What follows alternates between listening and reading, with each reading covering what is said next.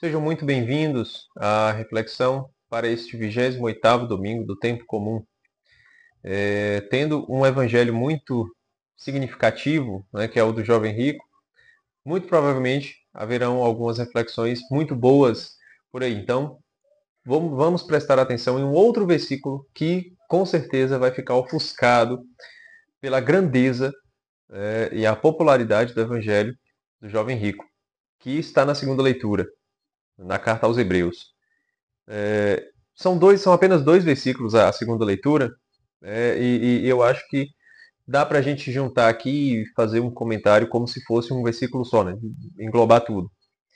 A segunda leitura diz assim: A palavra de Deus é viva, eficaz e mais cortante do que qualquer espada de dois gumes. Penetra até dividir alma e espírito, articulações e medulas. Ela julga os pensamentos e as intenções do coração. E não há criatura que possa ocultar-se diante dela. Tudo está nu e descoberto aos seus olhos, e é a ela que devemos prestar contas. A carta aos Hebreus, ela é uma carta muito, muito misteriosa, né?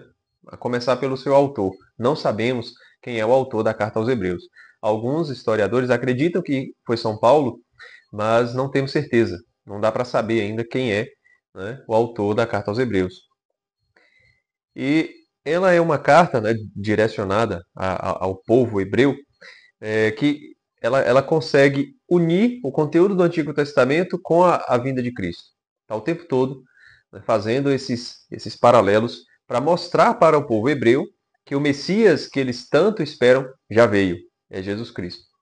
E não é apenas o Messias tal como eles esperam, é mais, é muito mais. Né? Ninguém esperava que o Messias, que o ungido, fosse o próprio Deus encarnado.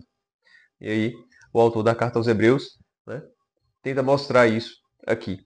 Então, quando ele diz a palavra de Deus, né, em uma outra tradução que eu tenho aqui, que é a da Ave Maria, também diz, né, palavra de Deus. Né? O que ele está querendo dizer com palavra de Deus? É óbvio que ele não está falando da Bíblia. É óbvio que ele não está falando da própria carta, porque não tinha Bíblia na época. Né? Na época em que essa carta foi escrita, a Bíblia não estava pronta. A Bíblia não estava pronta. Tinha os escritos do Antigo Testamento reunidos, né, a Septuaginta, mas não é disso que ele está falando. Não é disso. Não é do Antigo Testamento que ele está falando. Também não é da Bíblia que viria, ele não está fazendo uma profecia, né, da Bíblia que virá, a palavra de Deus escrita. Não, não é disso que o autor está falando. A palavra de Deus que ele está falando está lá no início da carta aos Hebreus, lá no capítulo 1. Ele começa assim, a sua carta. Muitas vezes e de diversos modos, outrora, falou Deus aos nossos pais pelos profetas. Então, Deus falou conosco, com os nossos pais, com os nossos antepassados, pelos profetas. Ultimamente, nos falou por seu Filho, que constitui herdeiro universal, pelo qual criou todas as coisas. Então, agora, né, ultimamente, atualmente, nos últimos tempos, Deus nos fala através do seu Filho. Pronto. Não tem mais profetas. Se vierem profetas, esses profetas estão fragmentando a voz do verdadeiro profeta, que é o Filho de Deus. A vinda do Messias. Então, a palavra de Deus é a palavra do próprio Cristo, do Verbo que se fez carne. Deus nos fala, na carta aos Hebreus, Deus nos fala através do seu Filho. O seu Filho é o Verbo, é a palavra que sai da boca de Deus. É o modo como Deus se utiliza para se comunicar conosco. E tudo aquilo que nós vemos, igreja, né, profecias, anúncio, Bíblia, tudo isso é uma espécie de fragmento da própria palavra do próprio Jesus. É uma espécie de fragmento. Né? A voz dos profetas, os anúncios, os querigmas, as catequeses, né? Tudo isso é uma espécie de eco, é uma espécie de fragmento do próprio Jesus, que é a palavra de Deus. Então, quando ele vai dizer aqui, na leitura de hoje, agora sim, vamos fazer a reflexão. A palavra de Deus é viva, eficaz e mais penetrante do que uma espada de dois gumes, ele está falando que Jesus tem esses três atributos. É Jesus. Né? Uma outra forma da gente provar isso é que ele está dizendo: ela julga os pensamentos e as intenções do coração. O que o profeta Simeão disse quando viu Jesus menino pela primeira vez? Eis que este menino está destinado a ser causa de queda e de sorregimento para muitos homens em Israel, e a ser um sinal que provocará contradições, a fim de serem revelados os pensamentos de muitos corações. O profeta está dizendo que Jesus é exatamente isso que o autor da carta aos Hebreus está dizendo da palavra de Deus. Que a palavra, ela separa, ela divide, mais afiada que uma espada de dois gumes. Não é? Então, Jesus, no dizer de Simeão, é o quê? É aquele que vai ser causa de queda para uns e de sorregimento para outros. Vai provocar contradições. É a espada. Né? E a fim de serem revelados os pensamentos de muitos corações. E o autor da carta aos Hebreus também diz, né? Ele julga os pensamentos e as intenções do coração. É fato. A palavra de Deus, da segunda leitura de hoje, é Jesus Cristo. E então, quais são os atributos de Cristo? Ele é eficaz. Aquilo que Jesus diz acontece. Perdão, é vivo primeiro. Né? É a palavra viva. Se a palavra de Deus é viva, se Jesus Cristo é vivo, quer dizer que não significa que, pelo fato de termos passado já 2000 anos da vinda de Cristo, da ascensão de Cristo, não significa que a sua palavra, os seus ensinamentos, a sua ação ficou lá atrás. Está vivo até hoje, vivo e atuante, certo? Não vivo apenas no céu, sentado à direita de Deus Pai, mas vivo onipresente, que Jesus é Deus. Vivo, está vivo em nosso meio. A palavra de Deus, Jesus Cristo, está vivo. Vivo aqui e agora. Vivo nas igrejas do mundo inteiro, nos sacrários do mundo inteiro. Vivo nos ensinamentos, nas orações. Quando nós estamos diante de um crucifixo, quando nós lemos as Sagradas Escrituras, Cristo está vivo. Cristo está vivo. E não porque fazemos isso. Pelo contrário, nós fazemos isso porque Ele está vivo. Esse é o movimento. Então, a palavra de Deus está viva. É eficaz, diz o autor. Aquilo que Jesus diz, acontece. Aquilo que Cristo faz, funciona. Então, quando Jesus diz ao paralítico, levanta, toma sua cama e vai para casa, aquilo acontece. Então, se Cristo disse isso no Evangelho, ele diz para a nossa paralisia, levanta, toma tua cama e vai para casa. Se ele curou o homem da mão seca, dizendo, estende a tua mão, ele vai curar a nossa mão seca, a nossa mão que não se estende para servir, que não se estende para fazer o que é certo, para fazer o bem. Ele diz, estenda a tua mão, é eficaz. E ele vai curar a secura da nossa mão. É eficaz. Quando Cristo diz, isto é o meu corpo, é eficaz. O pão não pode desobedecer à ordem da palavra de Deus, da palavra que criou todas as coisas. Não é? Foi pela palavra que Deus criou, faça-se a luz, faça-se o firmamento, faça-se tudo. Né? Agora, essa mesma palavra diz, pega um pão em suas mãos e diz, isto é o meu corpo. O pão não pode desobedecer à ordem da palavra de Deus. A palavra de Deus é eficaz. Jesus Cristo é eficaz. O que ele diz, acontece. Então, quando ele diz nas missas do mundo inteiro, isto é o meu corpo, na boca do Padre, lembre-se que os profetas são fragmentos do Cristo. Os profetas atuais. Os antigos tinham, né, a centelha divina. Agora são fragmentos do Cristo. Assim como os sacerdotes. Se o sacerdote diz isto é o meu corpo, não é a pessoa do Padre que está falando. É o fragmento do Cristo que está nele. É Jesus que está falando. É a palavra de Deus agindo. É eficaz.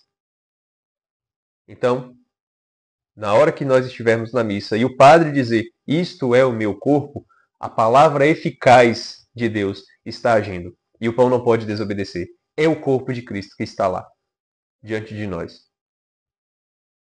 E assim todos os sacramentos, todas as curas, todas as parábolas, tudo aquilo que Cristo diz, acontece.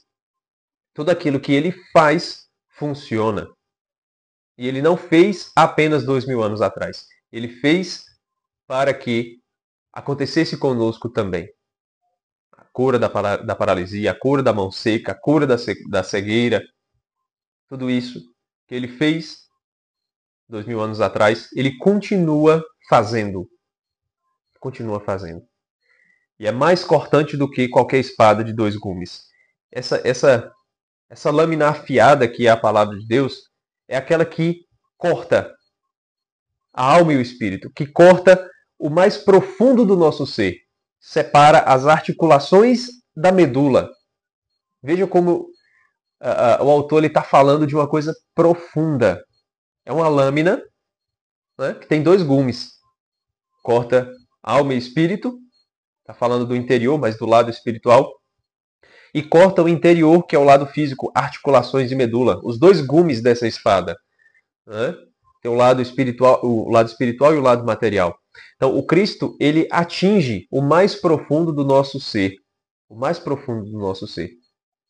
E ele não só atinge a nossa alma, ele atinge o nosso ser por inteiro. Por inteiro. Claro, Jesus pode fazer uma ação, executar uma ação no nosso corpo físico. Né? Uma cura de verdade. Claro que ele pode fazer isso. E ele faz muitas vezes. Né?